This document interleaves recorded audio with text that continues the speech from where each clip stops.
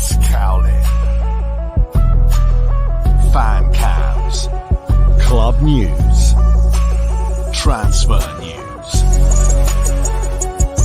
Match previews. Legend interviews. Spurs women. Press conferences. Covering everything Tottenham and England. Welcome back to the channel and welcome back to another edition of the Spurs Chat podcast. The Europa League draw has just been made. Of course, Spurs will be playing in the Europa League for the first time since the 2020-2021 season. Now, the draw has just been made, but I've got a very special guest with me, Josh Hughes, of course, from the Daily Mail. Josh, how are you? Yeah, good, thank you. It's good to be back, and it's good to be back in Europe as well.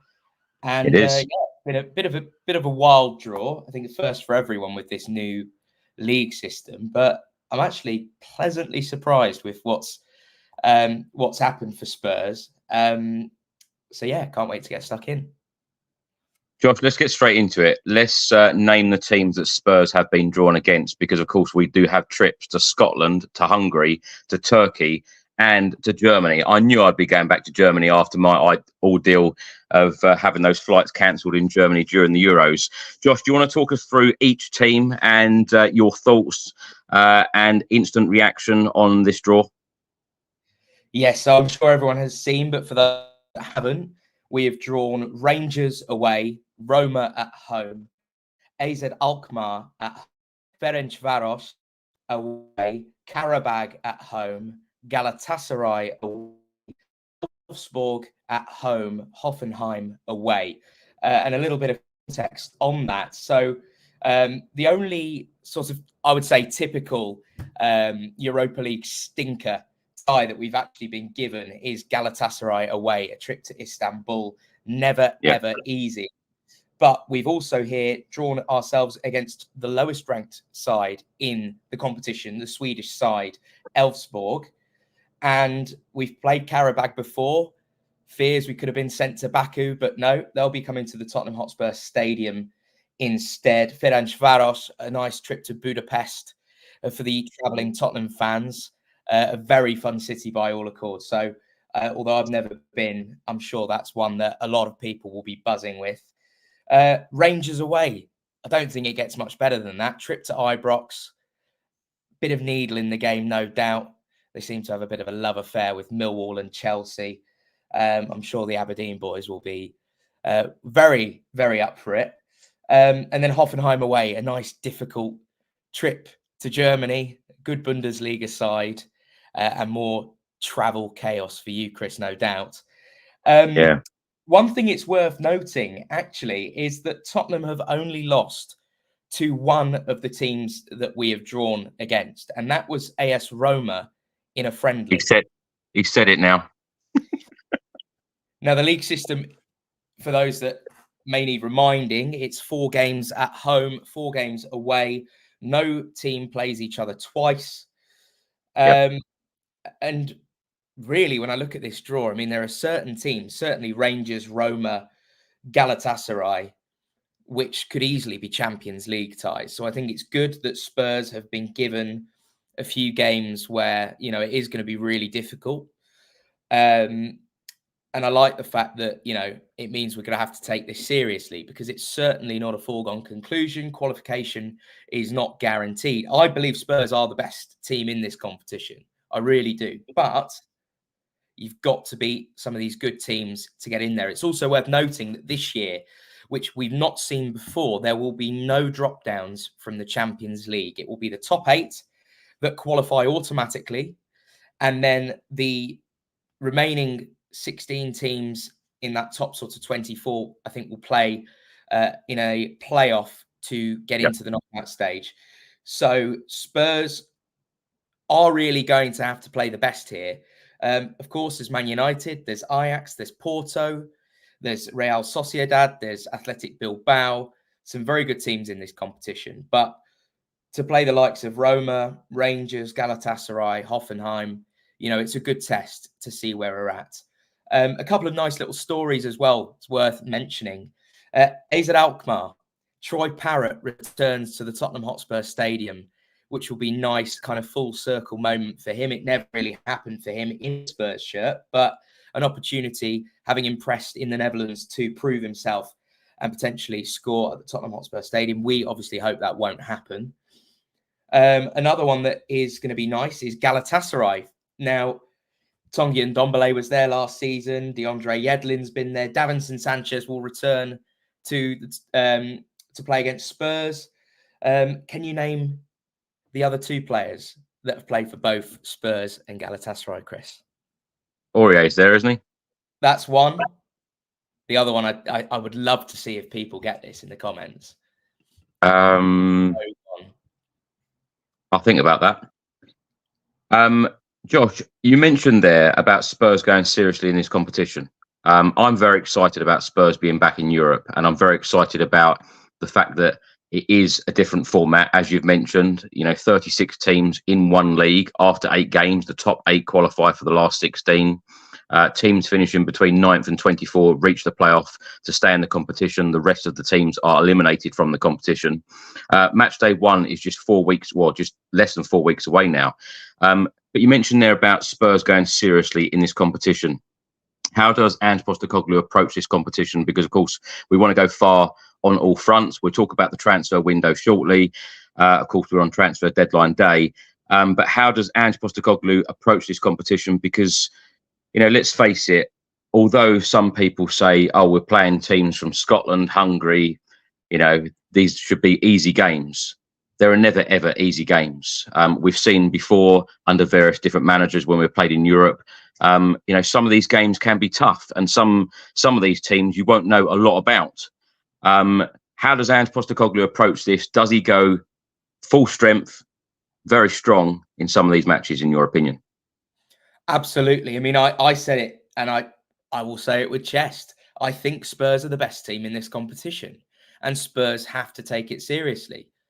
I know there are people already booking flights out to Bilbao. I think it's sensible, considering the fact that they are going to be absolutely astronomical if they don't do it soon. But we've got to be confident. We've got to go into this thinking we're the best, and we've got to go in playing like we're the best. I think Ange will take this incredibly seriously. I think the fact that we've drawn Rangers away is a brilliant start, and it will be brilliant personally for Ange Postecoglou, given his Celtic connections, and he's absolutely hated over there. So I think that's going to spur him on. But I think, we know the obvious banana skins here are Hoffenheim away, Galatasaray away, Rangers away, Ferencváros away. The home games are back us against anyone. In Elfsborg, Qarabağ, Alkmaar, they should be pretty comfortable for Spurs at home. But as you say, there's never easy games. Need I remind everyone of Mura in the Conference League? Just how easy it is to lose focus, to not take it seriously. So, I think this is a competition we've got to go and try and win. I think for me, I personally would much rather win this than the FA Cup or the Carabao Cup. I love the FA Cup and I love the Carabao Cup too. Don't get me wrong. I want to win all of them. But, for me, to win a European trophy of any type, one that Spurs have won a couple of times before, I think it would just so much. So I think Ange will take this very, very seriously. And, that is the whole point of this transfer window and trying to strengthen, although that's a whole nother story. That's a whole nother debate and argument. But, I believe we've got players capable of winning this competition. That's for sure. Well, the games, they will be confirmed. The dates and kickoff times will be confirmed for each game on Saturday. So it's going to be interesting to see what happens there. Of course, Spurs have featured in the UEFA Cup and the Europa League 16 times in their history. The last time we were in this competition was 4 years ago in the 2020-2021 season when we got to the last 16. Before that, 16-17 season when we got to the round of 32.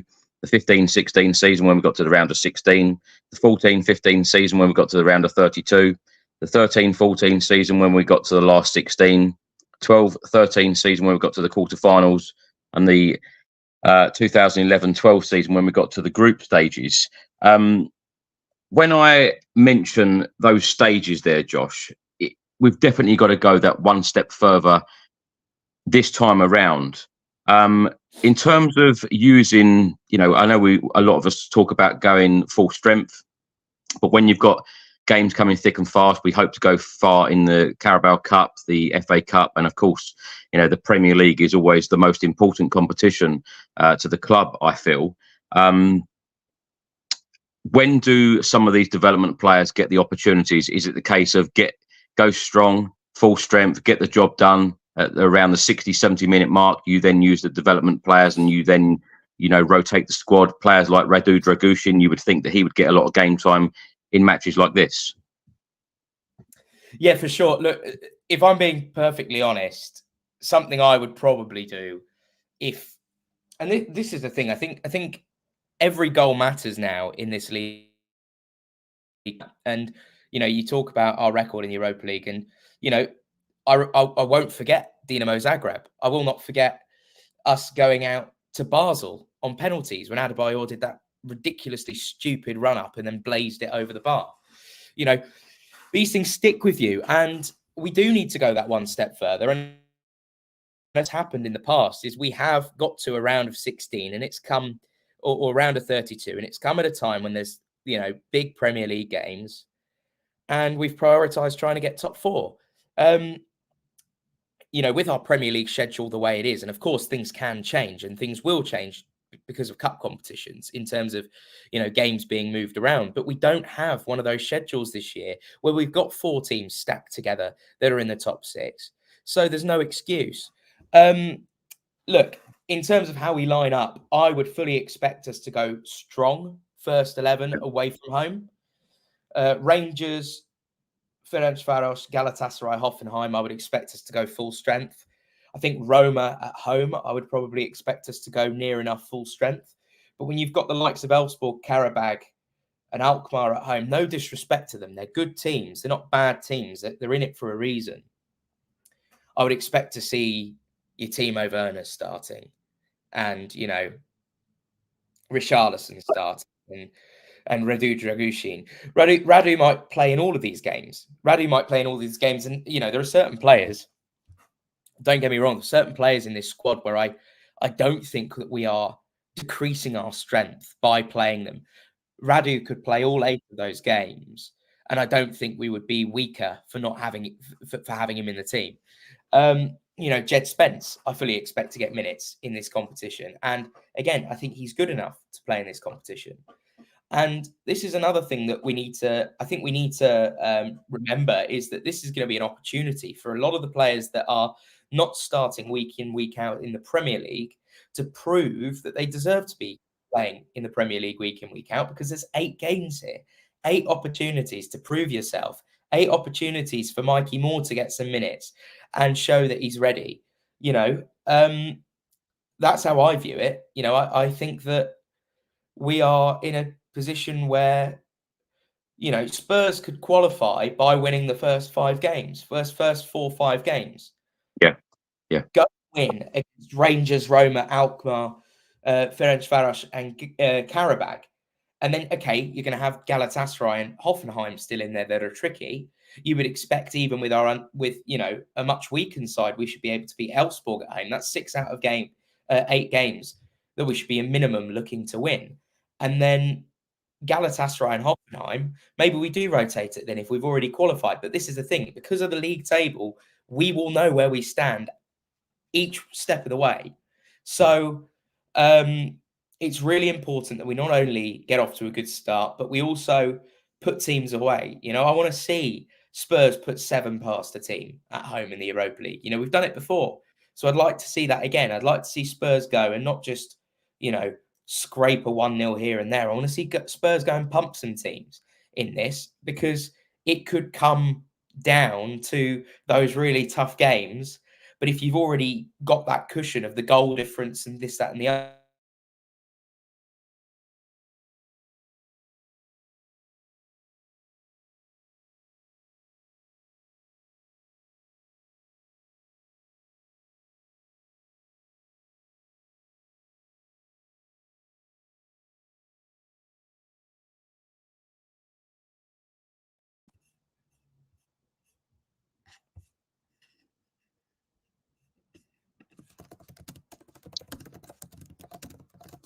Josh, I was going to ask, how tough do you think some of these games are going to be, and who are the toughest opponents of these teams that we will face, in your opinion?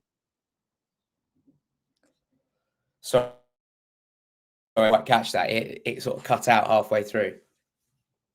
I was going to ask, who do you think the toughest opponents of the teams that we're going to face in the Europa League? Who are the toughest opponents here? Who do you fear? Galatasaray away, I think, would be the step out, because I don't think a trip to Istanbul is ever easy. I looked at the record, and we've never lost to them. We've won 4 and drawn 2, but that could easily be a very, very difficult game. But I don't think we can fear anyone in this competition.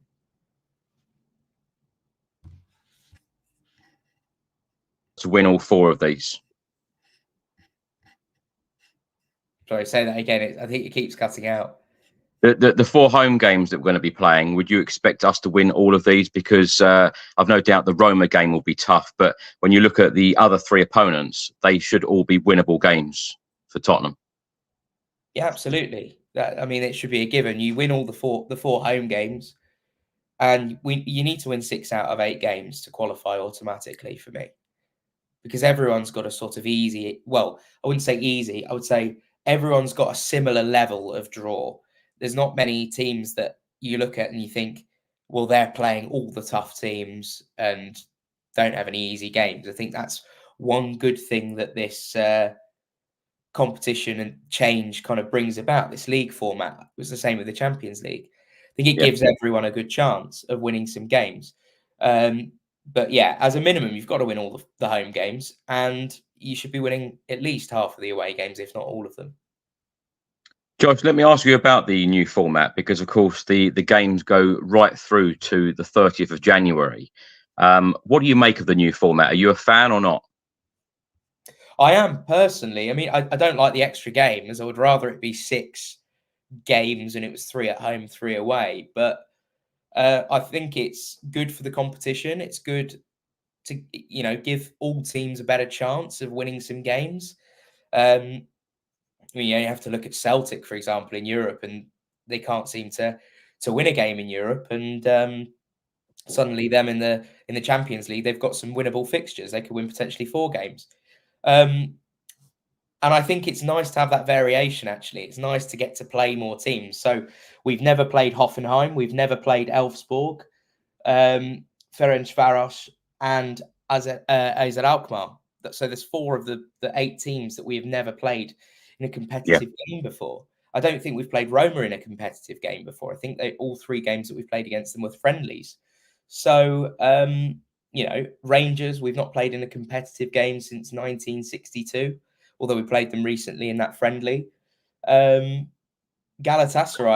I think, is the team that we've played the most here. And I think we played Qarabağ, I think it was 2015-16 season. I think we played them. We won both games, but it's nice to have a different array of teams, and it's nice to not be sent, pardon my French, to the arse end of Latvia for once, because I think that's what we were all expecting.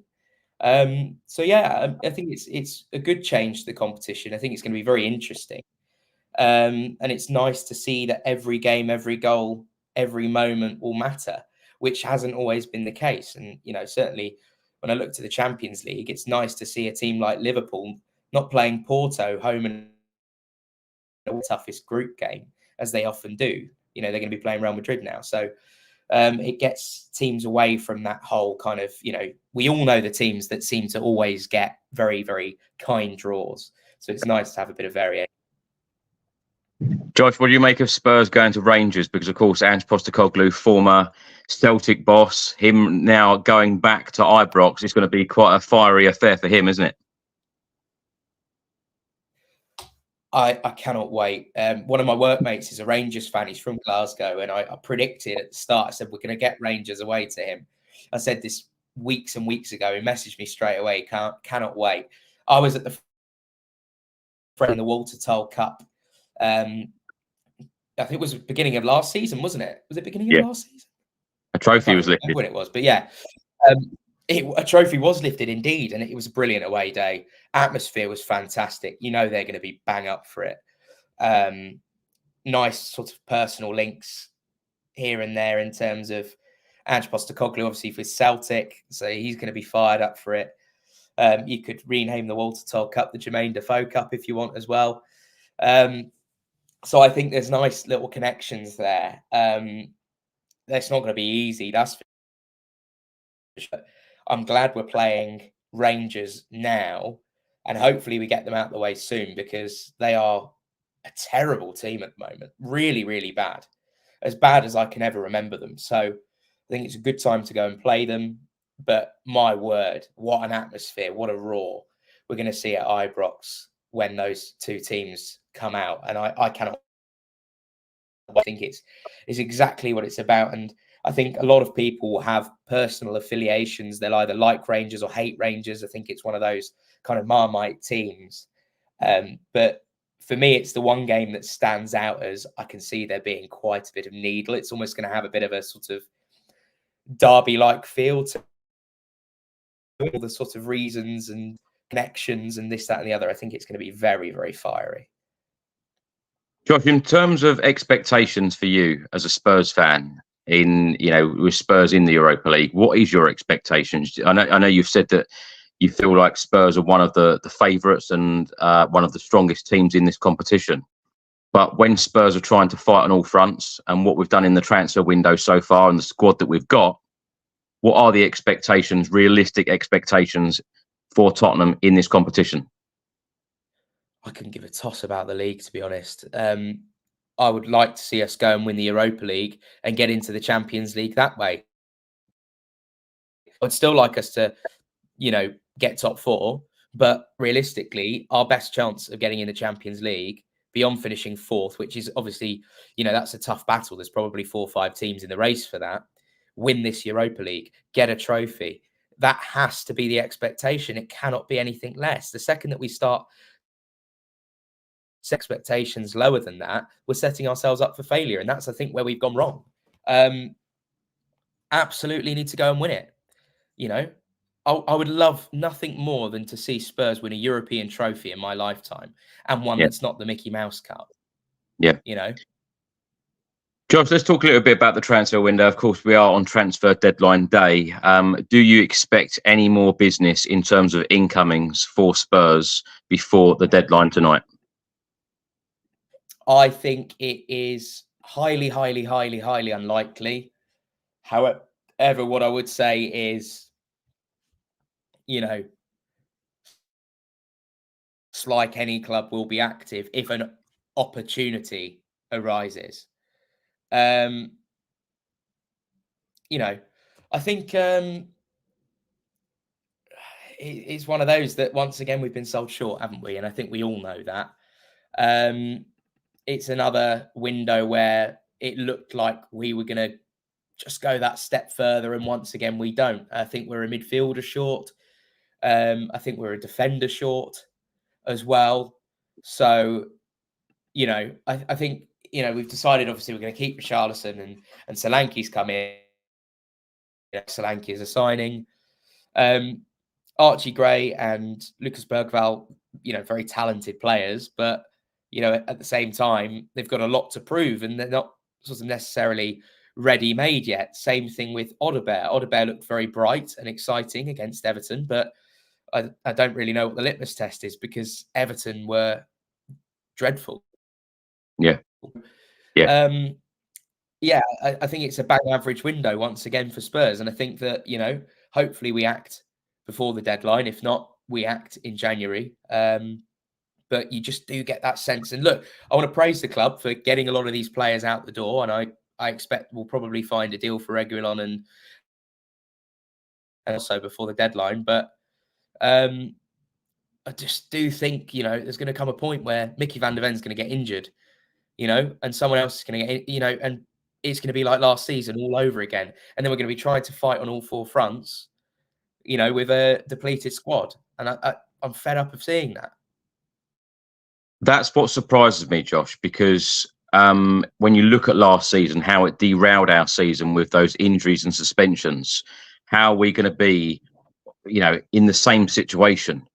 A couple of injuries to some of the key players here could derail us yet again, and we are fighting on all fronts and in Europe.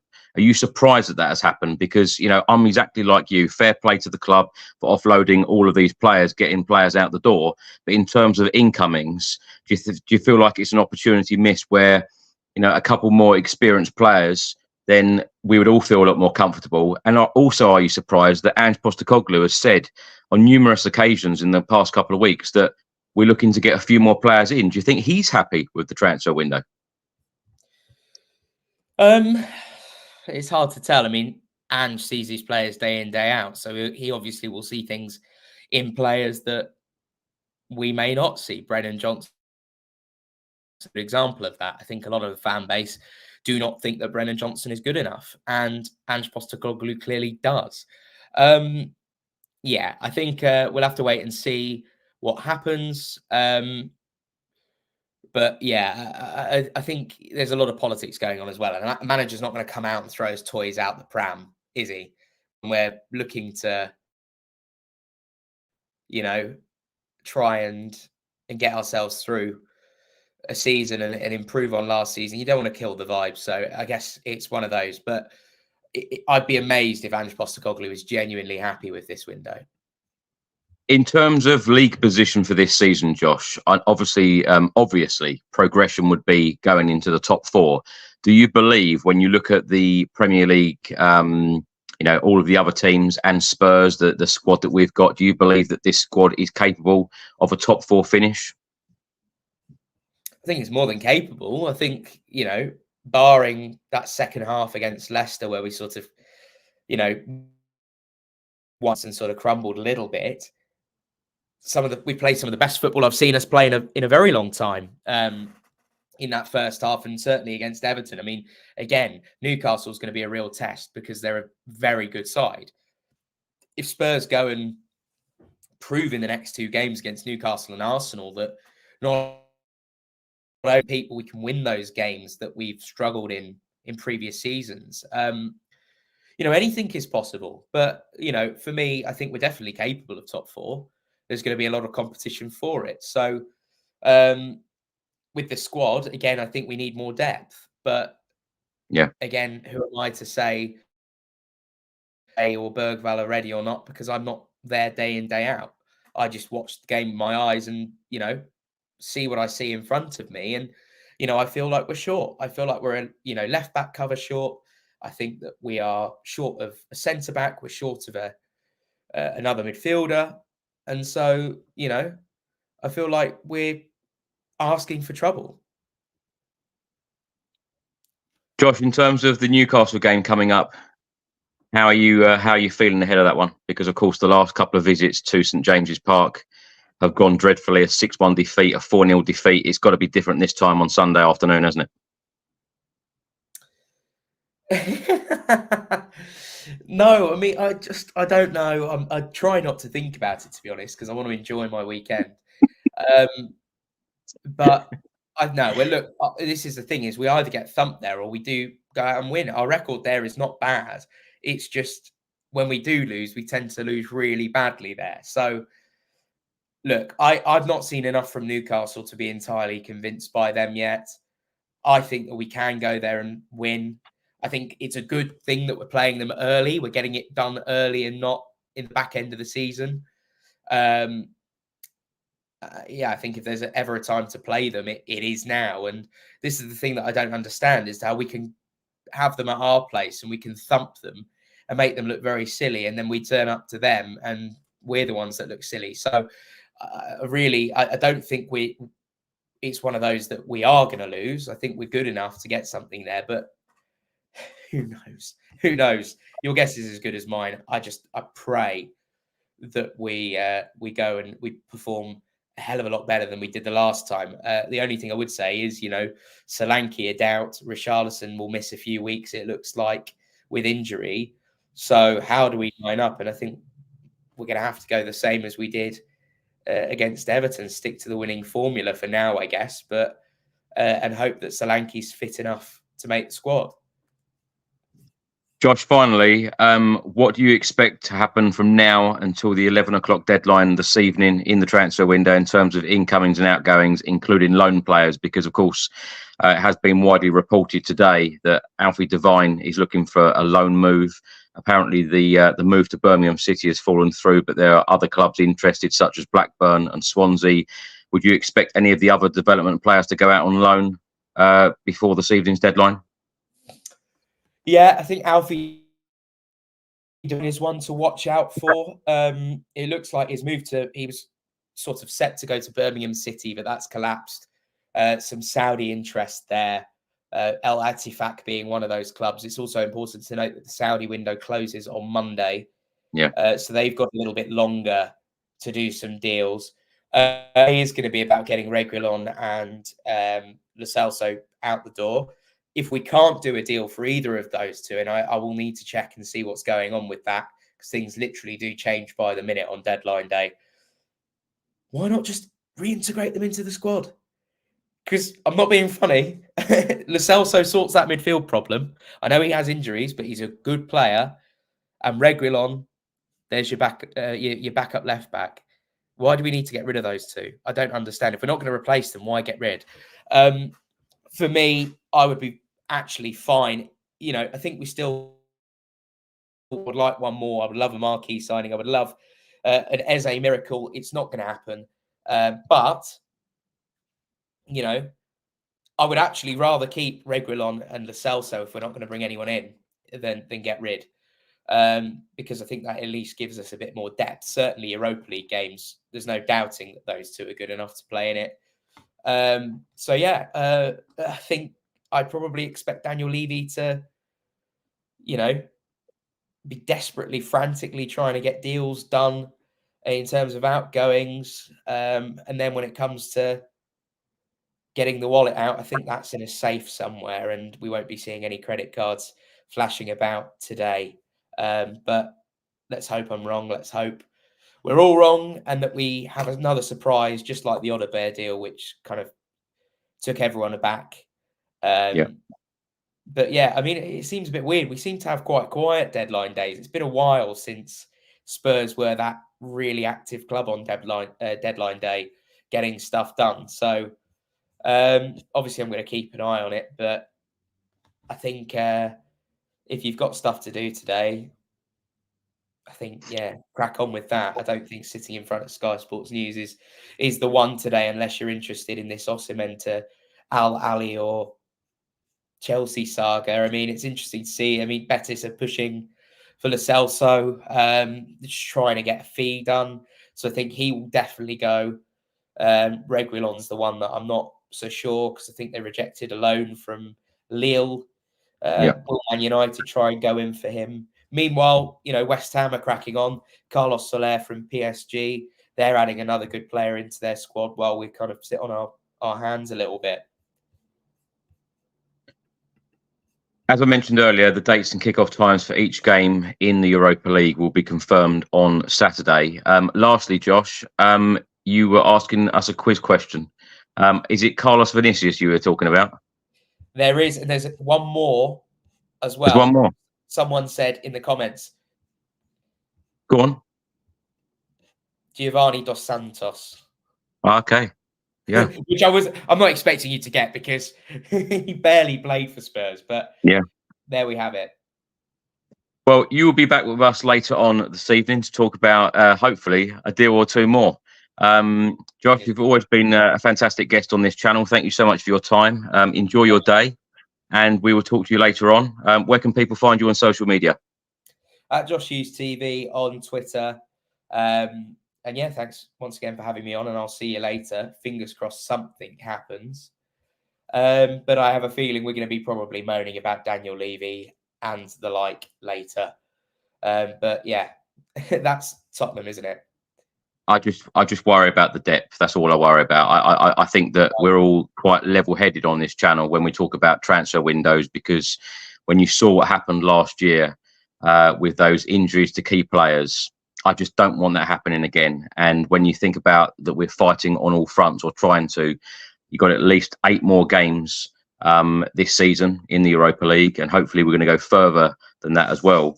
You know, we could be in the playoffs. That could be another couple of games. The round of 16, another couple of games, quarterfinals, semi-finals, final. If we want to go all the way to the final, we need a strong squad. So I had hoped that we would put in a couple more bids and get another, you know, 1, 2, 3, 4 players over the line. But let's wait and see before the 11 o'clock deadline.